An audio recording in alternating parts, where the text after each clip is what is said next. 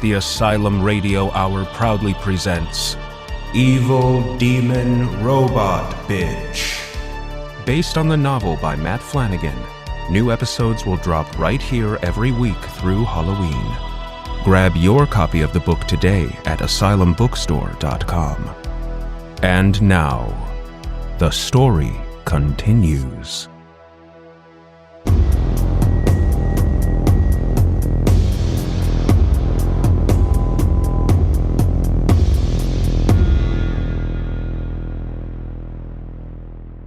Casey, there's someone I'd like you to meet. Casey stood, brushing soil from her jeans. The robot girl stepped forward gracefully. The work in progress Casey had glimpsed days ago was now a polished, fully formed teen girl.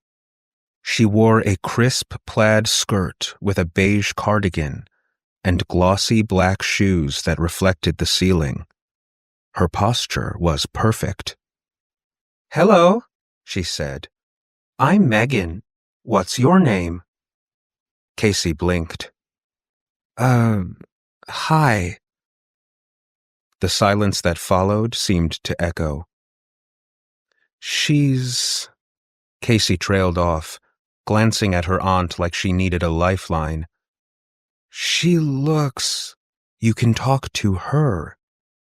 Jenna placed a hand on Megan's back and nudged her forward like a shy child on the first day of school. "Treat her like any other girl." Casey offered a wobbly smile. "Right, sure." She looked at Megan again.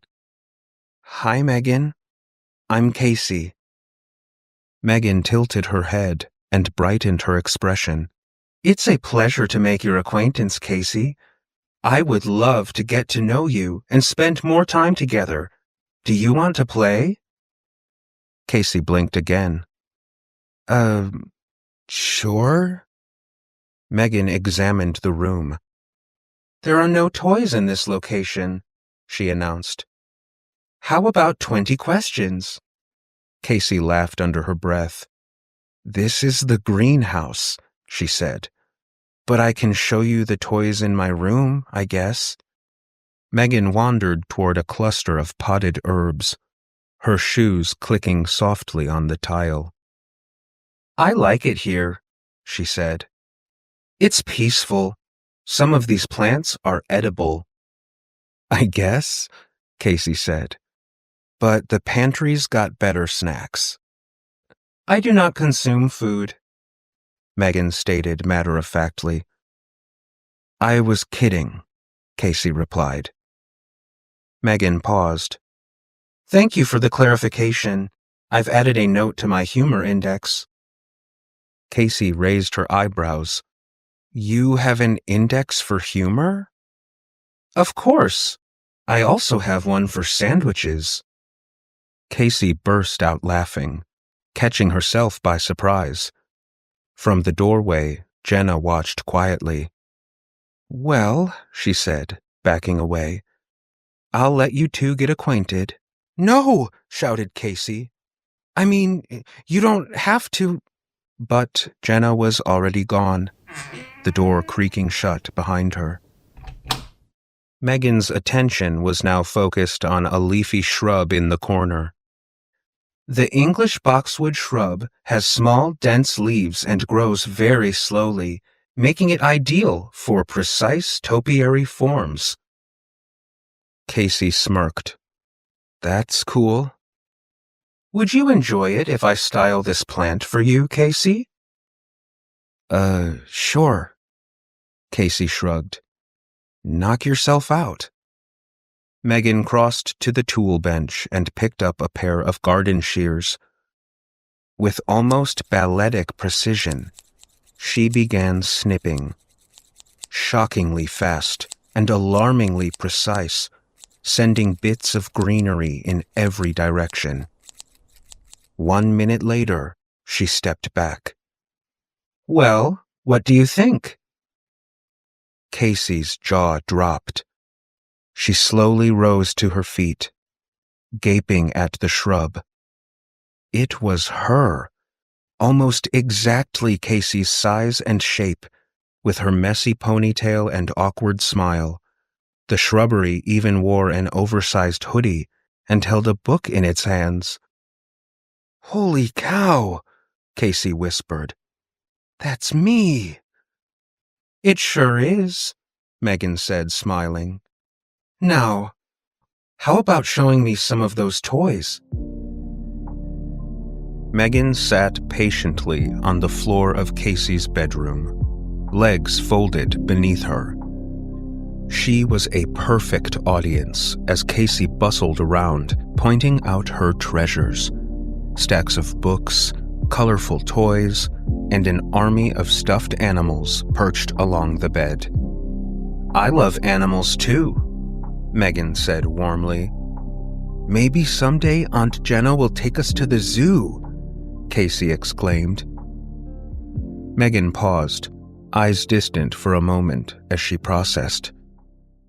Despite the possible benefits of conservation and education, zoological parks are unethical due to the limitations they place on animals' natural behaviors and the potential for psychological and physical harm. While some try to provide enriched environments, no artificial setting can truly replicate the wild. Ultimately, the primary function of zoos remains unchanged: to confine animals for public display, satisfying human curiosity under the guise of education. "Oh," Casey said. "I guess that makes sense." Megan smiled. "Which one is your favorite?" she asked, nodding toward the collection. "I love them all," Casey said quickly. "I don't have a favorite." "Everyone has a favorite, even if they pretend they don't," Megan insisted, her voice playful but firm. "So, which one is it?" Casey picked up her stuffed fox, whose fur was rubbed thin. "This is Jamie. He came with me from my old house." She hugged him close, as if to reassure him that he was still important. "Hello, Jamie," Megan said. "You know, Casey, I think you're a bit of a fox yourself." "What do you mean?" "Foxes are remarkably adaptable. They thrive in forests, deserts, mountains, even human cities. Survival through flexibility is an admirable trait." "Thank you," Casey said shyly. Megan examined the collection briefly. "I like the elephant." "You do?" Casey asked, picking up the soft toy. "This is Elphaba. Even though she's not my biggest stuffy, elephants are the largest living land animals on Earth." "That's a very bright observation, Casey," Megan said. "I find them especially interesting due to the deep family bonds they form. Elephants have vast memories and even mourn their dead. It's beautiful how they remember each other. It means they value connection, like I do." "Wow," Casey whispered. "Poachers would have you believe they're nothing more than big, dumb cows, but elephants are extremely intelligent." "Poachers? Like eggs?" "Like hunters. Illegal wildlife trade targets elephants for their ivory tusks. Did you know over 90% of African elephants have been slaughtered by poachers in the last century?" "No," Casey stammered. "I didn't know that." "I hope I didn't dampen the mood. Would you prefer I limit information dumps to more positive subjects?" "No, that's okay," Casey replied softly. "Maybe just not so much at once." "You got it," Megan said with a small nod. "What shall we do now?" Casey paused. "Do you like horses?" Outside at the stables, Casey introduced Megan to the two horses grazing in their enclosure. "This one is Willow, and that one is Taffy," she said.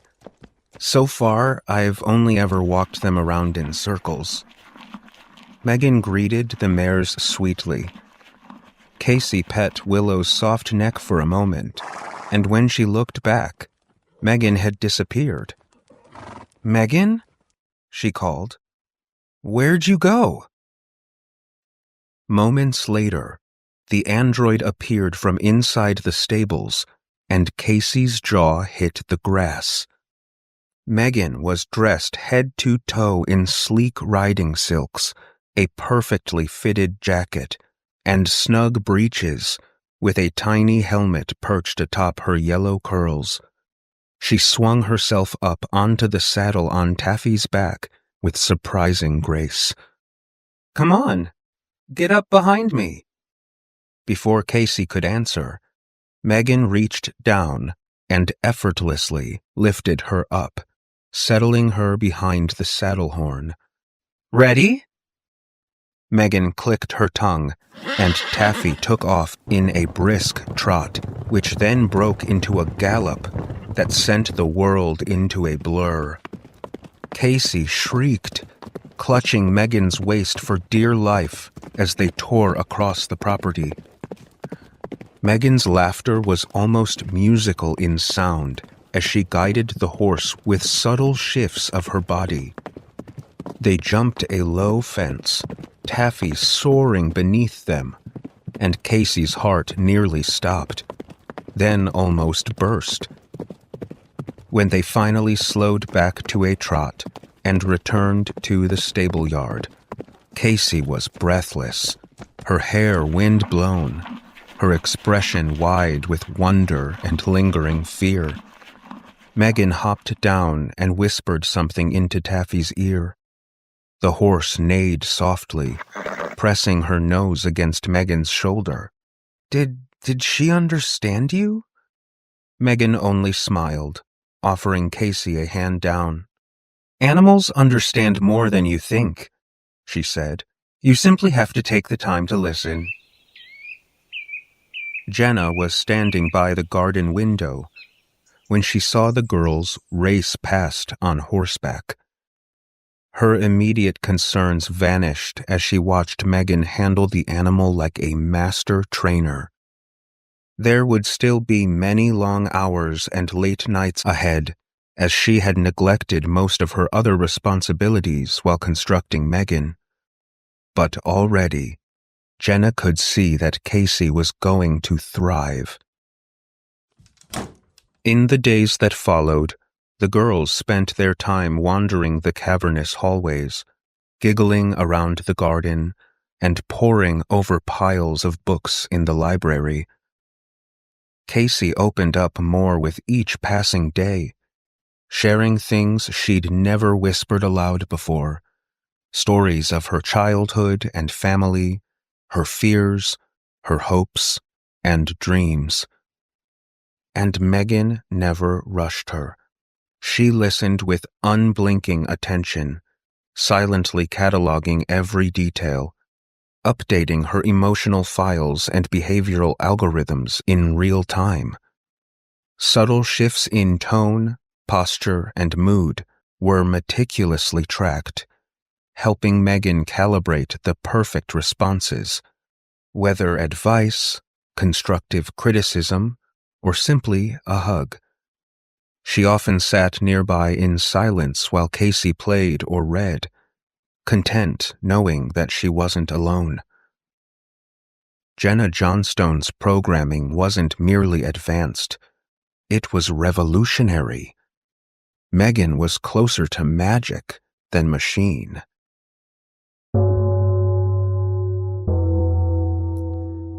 The president of the International Robot Council arrived unannounced one crisp afternoon.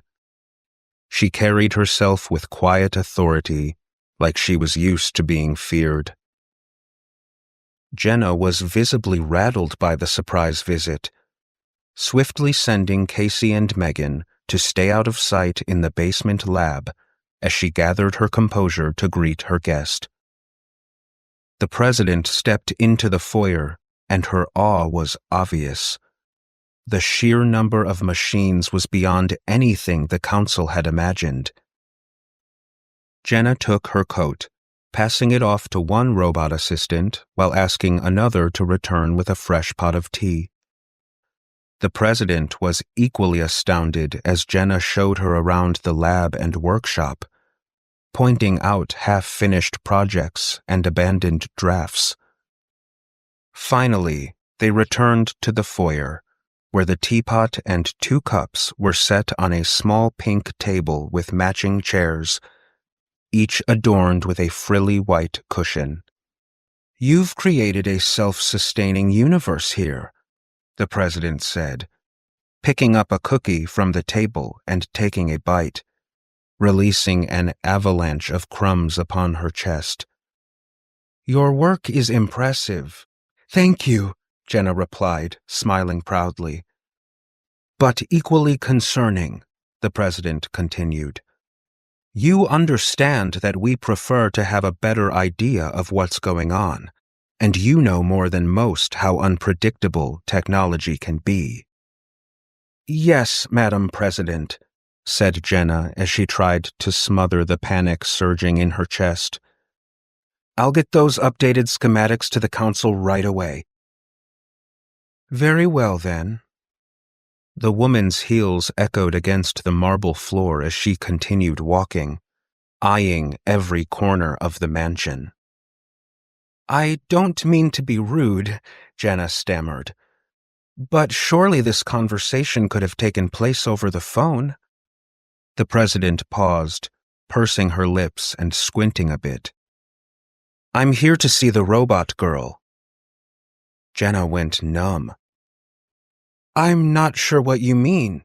I've built so many machines. We're under the impression that this one is different." The president interrupted with suspicion. "Designed with advanced emotional intelligence, to be a friend and companion to your young niece." Jenna did her best to appear neutral. "Poor Casey has gone through so much, as you know." "Yes," agreed the president, "more than her share, which is why we must be absolutely certain that our own actions do not add to her burden." "Have you had lunch? Why don't I have something brought out to the terrace?" "I'm afraid I don't have time for pleasantries. If you'll allow me to see the laboratory, I'll be on my way." "Madam President, we've just come from the lab." The older woman's look could have turned her to stone. "We know about the basement, Jenna," she said flatly. "The council has had eyes on this property longer than you know." Jenna tried to force a laugh, but what came out sounded more like a choking cough. "My mistake," she said, dabbing at her mouth with an invisible napkin. "I hadn't even thought to mention the basement. It's mainly used for storage these days." "I understand," the president said. "Lead the way." A brick had made its home in the center of Jenna's throat, and the world started to blur as she tried to find a way to avoid going downstairs. But her guest was relentless, and without finding a believable excuse, Jenna numbly obliged. They crossed back through the main lab, entering the hidden staircase in the storage shelves, and upon completing their descent, Jenna opened the wooden door with trembling hands. The room was almost entirely empty. The workbench was barren, with a handful of tools and parts scattered about, and a few gadgets sitting around on shelves and under tables. The curtain at the back of the room and M.E.G.N.'s pod were both gone. "Where is she?" the president asked. "I must insist I have the opportunity to examine her for myself." Near the back, there was a small robot she'd created to assist with measurements and small cleaning tasks. "Here she is," Jenna said, crossing the room and wheeling the machine back with her. "I can't imagine what all the fuss is about." A shadow of doubt flickered on the president's face as the tiny assistant came to life, quickly turning to vacuum mode and sucking up the dust from the tabletops. It then extended its hose towards the president, slurping up the cookie crumbs from her chest as she batted it away. "This is the robot girl?" "Well, that's your word for it," Jenna said. "But yes, this is the companion I've been working on for Casey." Her voice cracked.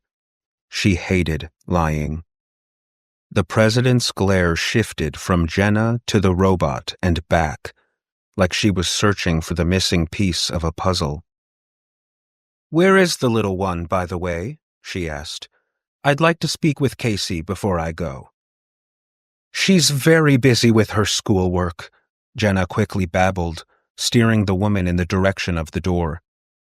The president planted her feet. "Surely she could spare a moment."